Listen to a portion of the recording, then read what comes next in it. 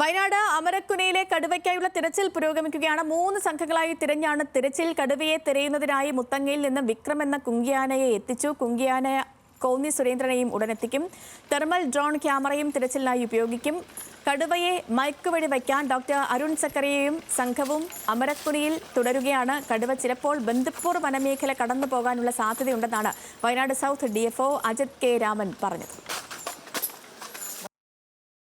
കൂട് വെച്ചതും രണ്ടാമത്തെ കൂട് വെച്ച പ്രദേശം പരിശോധിക്കും.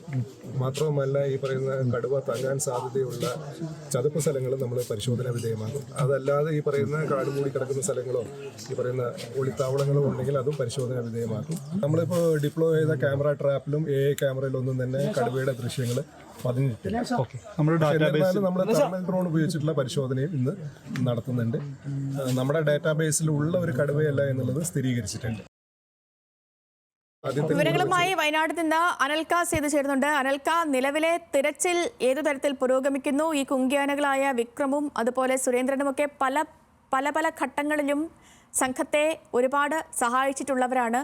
ഈ കുങ്കിയാനകളെ എത്തിച്ചിട്ടുള്ള തിരച്ചിൽ ഏതു തരത്തിൽ പുരോഗമിക്കുന്നു? നിലവിലെ സാഹചര്യം എന്താണ്? സേതുലക്ഷ്മി സൂചിപ്പിച്ചതുപോലെ തന്നെ ഈ അമരക്കുനി ഭാഗത്ത് ഈ കടുവയുടെ സാന്നിധ്യം ഇതുവരെ കടുവ ഏത് ഭാഗത്താണെന്നതിൽ ചെറിയൊരു വ്യക്തതക്കുറവുണ്ട്. അത് നിലവിൽ വനംവകുപ്പ് സ്ഥാപിച്ചിട്ടുള്ള ക്യാമറകളിലൊന്നും തന്നെ കടുവയുടെ ദൃശ്യങ്ങൾ പതിഞ്ഞിട്ടില്ല. ഇപ്പോൾ നിലവിൽ കുറച്ചു മുമ്പ് മുത്തങ്ങയിൽ നിന്ന് അതായത് വിക്രം എന്ന കുങ്കിയാനെ എത്തിച്ചു. ഇനി അല്പനേരങ്ങൾക്കുള്ളിൽ ഇവിടെ നിന്നും അതായത് തേനി സുരേന്ദ്രൻ എന്ന് പറഞ്ഞിട്ടുള്ള കുങ്കിയാനെ അല്പനേരങ്ങൾക്കുള്ളിൽ ഇവിടെ എത്തിക്കും. അത് ഈ 2 കുങ്കിയാനകൾ എത്തിച്ചു കഴിഞ്ഞതിന് ശേഷമായിരിക്കും ചതുപ്പ് നിലയങ്ങളിൽ ഉൾപ്പെടെയുള്ള സ്ഥലങ്ങളിലേക്ക് ഈ പരിശോധനയുമായിട്ട് വനംവകുപ്പ് കടക്കുന്നത്. നമുക്ക് ദൃശ്യങ്ങളിൽ കാണുന്നത് പോലെ തന്നെ ഈ നേരത്തെ ഇവിടെയായിരുന്നു അതായത് വിക്രം എന്ന കുങ്കിയാനെ എത്തിച്ചിട്ടുള്ളത്.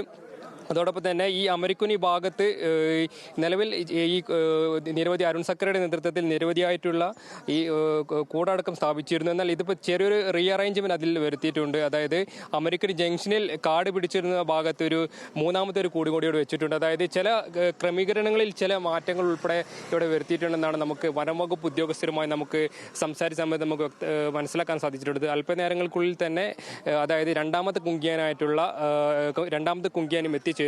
ഈ 2ാമത്തെ കുങ്കിയാനും എത്തിച്ചേർന്ന് കഴിഞ്ഞതിന് ശേഷമായിരിക്കും അതായത് ഈ അമരക്കുനി ഭാഗത്ത് ചതുപ്പ് നിലയങ്ങളാണ്. ഈ ചതുപ്പ് നിലയങ്ങളിലാണ് ഈ കടുവയുടെ സാന്നിധ്യം കണ്ടെത്തിയിട്ടുള്ളത്. അതായത് ഈ ചതുപ്പ് നിലയങ്ങളിൽ ഈ ഒരുപാട് നാണ്യവിളകൾ ഉൾപ്പെടെയുള്ള കൃഷി ചെയ്യുന്ന ഒരു സ്ഥലം കൂടിയാണത്. അപ്പം കാപ്പി, അതേപോലെ തന്നെ തേയില, കവുങ്ങ് ഉൾപ്പെടെയുള്ള നാണ്യവിളകളാണ് കൂടുതലായിട്ടും കൃഷി ചെയ്യാറുള്ളത്. അപ്പം അത്തരം സ്ഥലങ്ങളിൽ തിരച്ചിൽ നടത്തുന്നതിന് ചില പരിമിതികളുണ്ട്.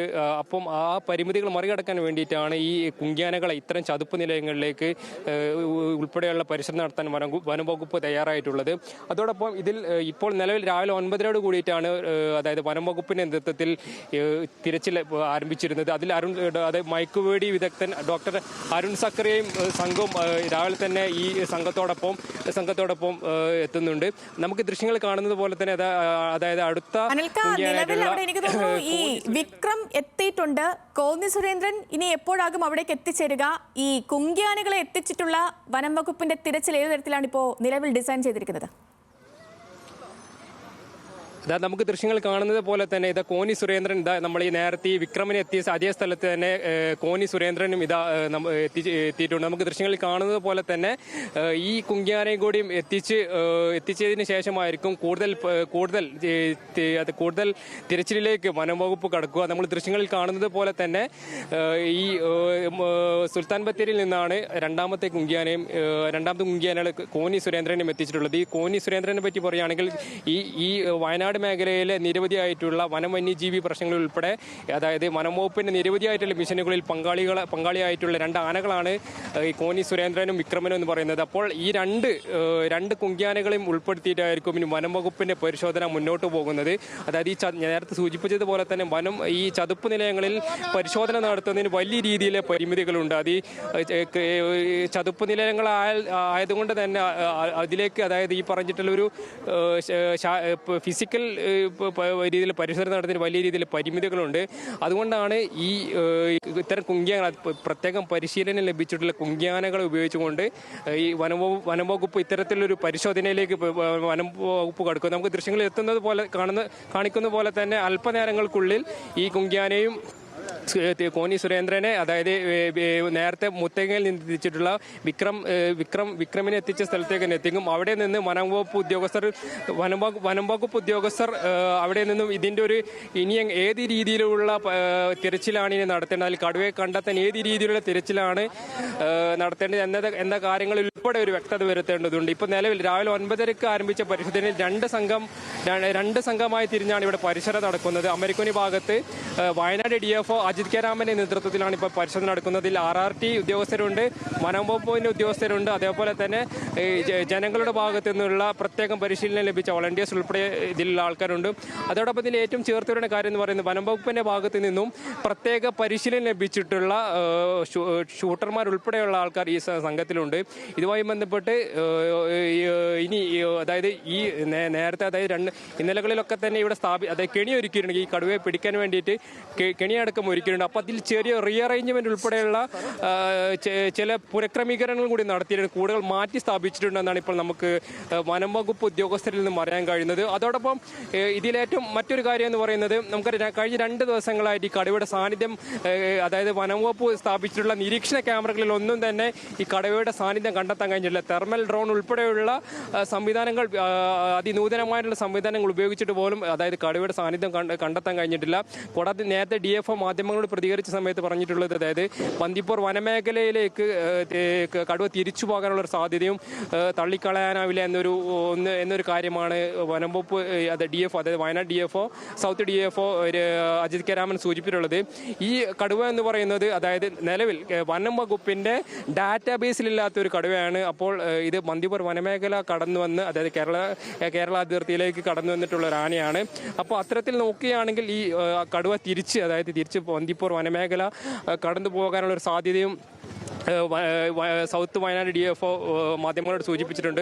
കൂടാതെ നമുക്കറിയാം വയനാടിനെ സംബന്ധിച്ച് കഴിഞ്ഞ കാലങ്ങളിലൊക്കെ തന്നെ വന്യജീവി സംഘർഷം ഏറ്റവും രൂക്ഷമായിട്ടുള്ള സ്ഥലം കൂടിയായിരുന്നു. അത്തരത്തിൽ വലിയ രീതിയിലുള്ള പ്രതിഷേധ സമരങ്ങൾ നടന്നിട്ടുണ്ട്. അതായത് മനുഷ്യരുടെ ജീവൻ തന്നെ നഷ്ടപ്പെടുന്ന ഒരു സ്ഥിതി ഉണ്ടായിരുന്നു. അത്തരം ഘട്ടങ്ങളിലൊക്കെ തന്നെ നിരവധിയായിട്ടുള്ള പ്രതിഷേധങ്ങൾ ജനങ്ങളുടെ ഭാഗത്തു നിന്നുണ്ടായിട്ടുണ്ട്. ഹർത്താൽ ഉൾപ്പെടെയുള്ള കാര്യങ്ങൾ ജനങ്ങളുടെ ഭാഗത്തു നിന്നുണ്ടായിട്ടുണ്ട്. അതിൽ രാഷ്ട്രീയ പാർട്ടികൾ പങ്കാളികളായിട്ടുണ്ട്, രാഷ്ട്രീയമില്ലാത്തവർ പങ്കാളികളായിട്ടുണ്ട്. അപ്പോൾ അത്തരത്തിൽ ഇന്ന് രാവിലെ ഇവിടുത്തെ ജനങ്ങളുമായി സംസാരിച്ച സമയത്തൊക്കെ തന്നെ നമുക്ക് മനസ്സിലാക്കാൻ കഴിയുന്നത് അവരെ ഏറ്റവും കൂടുതൽ ബാധിക്കുന്ന പ്രശ്നമാണ് ഈ അതായത് വിളകൾ ഉൾപ്പെടെ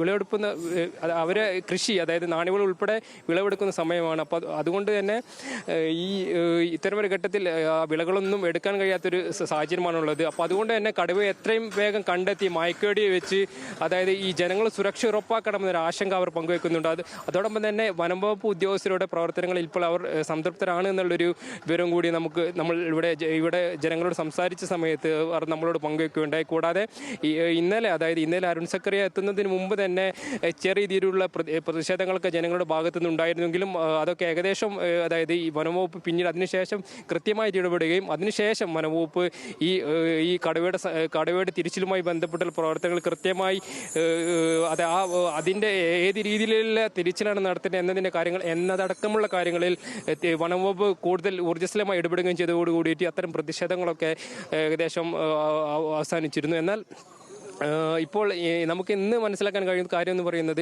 ഈ കടുവയുടെ സാന്നിധ്യം, അതായത് കഴിഞ്ഞ 2 ദിവസങ്ങളിലായി കടുവയുടെ സാന്നിധ്യം വനംവകുപ്പിന് കണ്ടെത്താൻ കഴിഞ്ഞില്ല. കടുവ എവിടെയാണ് ഈ അമരക്കുനി പ്രദേശത്തിൻ്റെ ഏത് ഭാഗത്താണ് എന്ന കാര്യങ്ങളിൽ ഉൾപ്പെടെ വനംവകുപ്പിന് ഒരു കൃത്യത വന്നിട്ടില്ല. സ്ഥാപിച്ചിരുന്ന നിരീക്ഷണ ക്യാമറകളിലും AI ക്യാമറകളിൽ ഉൾപ്പെടെ ഈ കടുവയുടെ സാന്നിധ്യം കണ്ടെത്താൻ വനംവകുപ്പിന് കഴിഞ്ഞിട്ടില്ല. ഏതായാലും നമുക്ക് ദൃശ്യങ്ങളിൽ നിന്ന് വ്യക്തമാക്കുന്നത് 2ാമത്തെ കുങ്കിയാനയും ഇവിടെ അതായത് അമരക്കുനി ഭാഗത്ത് എത്തിയിട്ടുണ്ട്. ഇനി ഏതായാലും ഈ 2 ആനകളെയും 2 കുങ്കിയാനകളെയും വെച്ചിട്ട് വെച്ചിട്ടായിരിക്കും ഇനി തുടർന്നുള്ള പരിശോധന നടത്തുക. നമ്മളുടെ വനംവകുപ്പ് ഉദ്യോഗസ്ഥർ പറഞ്ഞിട്ടുള്ളത് 4:30 കൂടിയിട്ട് Wayanad south DFO Ajith K Raman മാധ്യമങ്ങളെ കാണുന്നതുകൊണ്ട് ഇതുമായി ബന്ധപ്പെട്ട് ഇനി ഏത് രീതിയിലുള്ള തിരച്ചിലാണ് ഇനി നടക്കാൻ പോകുന്നത് എന്ന കാര്യങ്ങളിൽ ഉൾപ്പെടെയുള്ള കാര്യങ്ങളിൽ അദ്ദേഹം മാധ്യമങ്ങളുടെ അടുത്ത് സംസാരിക്കും. കൂടാതെ ജനങ്ങൾ, അതായത് ജനങ്ങൾ ഇപ്പോഴും ആഗ്രഹിക്കുന്നത് ഈ അവരുടെ ഈ കടുവയെ പെട്ടെന്ന്, അതായത് കടുവ മാത്രമല്ല മറ്റ് നമ്മൾ നേരത്തെ ഇവിടുത്തെ ജനങ്ങളോട് സംസാരിച്ച സമയത്തൊക്കെ അവർ പറഞ്ഞിട്ട് കടുവ ഉൾപ്പെടെയുള്ള ആന ഉൾപ്പെടെയുള്ള കരടി ഉൾപ്പെടെയുള്ള മൃഗങ്ങൾ അവരുടെ ഈ മനുഷ്യർ വസിക്കുന്ന സ്ഥലത്തേക്ക് ഇറങ്ങി അവരുടെ ജീവന് ഭീഷണിയാകുന്ന ഒരു ഏറ്റവും ഗുരുതരമായിട്ടുള്ള പ്രശ്നം നമ്മളടുത്ത് സംസാരിക്കുന്ന സമയത്ത് അവർ ചൂണ്ടിക്കാണിച്ചിട്ടുണ്ട്. ഏതായാലും ഈ രണ്ടാമത്തെ കുങ്കിയാനയും എത്തിച്ചേർന്നിട്ടുണ്ട്. ഉടനെ തന്നെ കടുവയുടെ സാന്നിധ്യം, കടുവ ഏത് ഭാഗത്താണ് എന്നതിൽ ഉൾപ്പെടെയുള്ള കാര്യങ്ങളിൽ പെട്ടെന്ന് തന്നെ കൂടുതൽ വ്യക്തത വരുമെന്നാണ് ഇപ്പോൾ നമുക്ക് മനസ്സിലാക്കാൻ കഴിയുന്നത്. സേതു. ശരി അനൽക്ക, വയനാട് അമരക്കുനിയിലെ കടുവയ്ക്കായുള്ള തിരച്ചിൽ പുരോഗമിക്കുന്നു. ഒരു കുങ്കിയാന വിക്രമിനെ നേരത്തെ അവിടെ എത്തിച്ചിരുന്നു. ഇപ്പോൾ കോന്നി സുരേന്ദ്രനെയും അവിടെ എത്തിച്ചിട്ടുണ്ട്. അങ്ങനെ ആനകളെ എത്തിച്ചിട്ടുള്ള തിരച്ചിലാണ് നിലവിൽ പുരോഗമിച്ചുകൊണ്ടിരിക്കുന്നത്. അതിന്റെ തത്സമയ ദൃശ്യങ്ങളാണ് നമ്മൾ കാണുന്നത്. കോന്നി സുരേന്ദ്രനെ ഇപ്പോൾ ഈ വാഹനത്തിൽ നിന്നും പുറത്തിറക്കി അവിടെ തിരച്ചിലിനായി സജ്ജമാക്കുന്ന ദൃശ്യങ്ങളാണ്. വിക്രമിനെ കുറച്ചു മുൻപ് തന്നെ എത്തിച്ചിരുന്നു. ഇപ്പോൾ കോന്നി സുരേന്ദ്രൻ കൂടി എത്തി. ഈ രണ്ട് കുങ്കിയാനകളും പല ദൗത്യങ്ങളിലും ഈ മനുഷ്യ വന്യജീവി അതിക്രമങ്ങളുമായി ബന്ധപ്പെട്ട് കാടിൽ നിന്നും നാട്ടിലേക്ക് ഇറങ്ങുന്ന വന്യമൃഗങ്ങളെ തുരത്തുന്നതിന് വനം വകുപ്പ് സംഘത്തിനെ എല്ലാ സമയത്തും സഹായിക്കുന്ന രണ്ട് കുങ്കിയാനകളാണ് വിക്രമും സുരേന്ദ്രനും. ഇവരുടെ നേതൃത്വത്തിൽ പല ദൗത്യങ്ങളും വിജയിപ്പിക്കാൻ വനം വകുപ്പിന് സാധിച്ചിട്ടുമുണ്ട്. ആ രണ്ട് കുങ്കിയാനകളാണ് ഇപ്പോൾ ഇവിടെ എത്തിച്ചിട്ടുള്ള ദൗത്യം അമരക്കുനിയിൽ നടക്കുന്നത്. മയക്കുവെടി വയ്ക്കാൻ ഡോക്ടർ അരുൺ സക്കറുടെ നേതൃത്വത്തിലുള്ള സംഘവും ഈ മേഖലയിൽ തന്നെ തുടരുകയാണ്. കഴിഞ്ഞ ദിവസമൊക്കെ ചെറിയ പ്രതിഷേധമൊക്കെ ഉണ്ടായിരുന്നു. പക്ഷേ ഇപ്പോൾ നാട്ടുകാർ ഈ തിരച്ചിലൊക്കെ സംതൃപ്തരാണ് എന്നാണ് അനൽക്ക സെയ്ദിന്റെ വാക്കുകളിൽ നിന്ന്, റിപ്പോർട്ടിൽ നിന്ന് നമുക്ക് മനസ്സിലാകുന്ന കാര്യവും. അവിടെ കടുവയെ പിടികൂടാനുള്ള തിരച്ചിൽ പുരോഗമിക്കുകയാണ്. തത്സമയ ദൃശ്യങ്ങളിലേക്ക്. മാത്രമല്ല അതോടൊപ്പം തന്നെ മറ്റ് ആളുകൾ, അതായത് മറ്റ് വനംവകുപ്പിന്റെ ഭാഗമായുള്ള മറ്റ് ഡോക്ടർ അരുൺ സക്കറിയ ഇവിടെ ക്യാമ്പ് ചെയ്ത് പ്രവർത്തനങ്ങൾ ഏകോപിപ്പിക്കുന്നു. അതോടൊപ്പം തെർമൽ ഡ്രോൺ ക്യാമറ അടക്കം ഉപയോഗിച്ചുള്ള തിരച്ചിലാണ് ഈ മേഖലയിൽ നിലവിൽ നടക്കുന്നത്. വയനാട് അമരക്കുനിയിൽ കഴിഞ്ഞ ദിവസങ്ങളിലാണ് കടുവയുടെ സാന്നിധ്യമുണ്ടെന്ന നാട്ടുകാർ പരാതിപ്പെടുന്നത്. പിന്നീടാണ് അവിടെ തിരച്ചിൽ ഊർജിതമാക്കുന്നതും. മുത്തങ്ങയിൽ നിന്നാണ് കുങ്കിയാനയായ വിക്രത്തെയും സുരേന്ദ്രനെയും എത്തിച്ചിരിക്കുന്നത്. രണ്ട് ആനകളെയും ഇപ്പോൾ പ്രദേശത്തെത്തിച്ച് അവരെ തിരച്ചിലിന് സജ്ജരാക്കുകയാണ്.